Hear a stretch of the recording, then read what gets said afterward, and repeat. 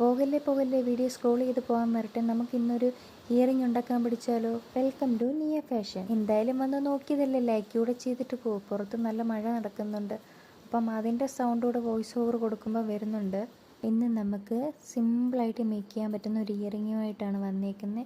തുടക്കക്കാർക്ക് പോലും പെട്ടെന്ന് ചെയ്തെടുക്കാൻ പറ്റുന്ന ഒരു ഇയറിംഗ് ആണ്. ഈ ഇയറിംഗ് ഉണ്ടാക്കാൻ ആവശ്യമായ സാധനങ്ങൾ എന്ന് പറഞ്ഞാൽ OHP ഷീറ്റ്, സ്ക്വയർ സ്റ്റോൺ ആണ് ഞാൻ എടുത്തിരിക്കുന്നത്. പിന്നെ 2 സ്റ്റോൺ ചെയിൻസ്, 2 കളറ്, ഒന്ന് സിൽവറും ഒന്ന് ഗോൾഡും ആണ് ഞാൻ എടുത്തിരിക്കുന്നത്. പിന്നെ ഗ്ലൂ, പിന്നെ സിസർ. ഇത്രയും സാധനങ്ങളാണ് മെയിനായിട്ട് വേണ്ടത്.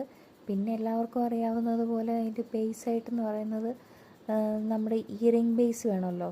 പിന്നെ ഒരു ബാക്ക് പുഷും. ഇത്രയും സാധനങ്ങൾ മാത്രം ഉണ്ടെങ്കിൽ നമ്മുടെ ഇയറിംഗ് റെഡി. ഇതെല്ലാം ഒട്ടിച്ചു കൊടുത്തതിന് ശേഷം നമുക്ക് ഇതിൽ നിന്ന് OHP ഷീറ്റിൽ നിന്ന് നമുക്ക് ഇത് കട്ട് ചെയ്തെടുക്കാം. അങ്ങനെ രണ്ടും കട്ട് ചെയ്തതിന് ശേഷം നമുക്ക് അതിലേക്ക് ഗ്ലൂ അപ്ലൈ ചെയ്ത് അതിനകത്ത് നമ്മുടെ ഇയറിങ്ങിൻ്റെ സ്റ്റഡ് ഒട്ടിച്ചു കൊടുക്കാം. സ്റ്റഡ് ഒട്ടിച്ചതിന് ശേഷം നമുക്ക് ബാക്ക് ഷീറ്റ് കൊണ്ട് ആ സ്റ്റഡ് ബേസ് മറയ്ക്കണം. അപ്പം അതും കൂടെ ചെയ്ത് കഴിഞ്ഞാൽ നമ്മുടെ ബാക്ക് ബുഷോട് ഇട്ട് കഴിഞ്ഞാൽ ഇയറിങ്ങിൻ്റെ പരിപാടി ഇവിടെ കഴിഞ്ഞു. അപ്പോൾ എൻ്റെ കസ്റ്റമേഴ്സിനോട് എനിക്ക് പറയാനുള്ളത്, നാളത്തെ ഓർഡർ തൊട്ട് DTDC വഴി ആയിരിക്കും അയക്കുന്നത്. ഇനി അതല്ല പോസ്റ്റ് ഓഫീസ് വഴി മതി എന്നുണ്ടെങ്കിൽ ഞാൻ ഷിപ്പിംഗ് ചാർജ് സെപ്പറേറ്റ് ആണ് പറയുന്നത്. ഞാൻ പ്രോഡക്റ്റിൻ്റെ കൂടെ ഞാൻ ഷിപ്പിംഗ് ചാർജ് ഇൻക്ലൂഡ് ചെയ്യാറില്ല.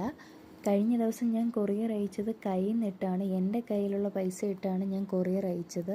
പോസ്റ്റ് ഓഫീസ് ചാർജ് അഫോർഡ് ചെയ്യാൻ പറ്റുമെന്നുള്ളവർക്ക് പോസ്റ്റ് ഓഫീസ് അയക്കുന്നതായിരിക്കും. ഇതാണ് ഇയറിങ്ങിൻ്റെ ഫൈനൽ ലുക്ക്. അപ്പോൾ ഓക്കെ, ബൈ, ലൈക്ക് ചെയ്യണേ.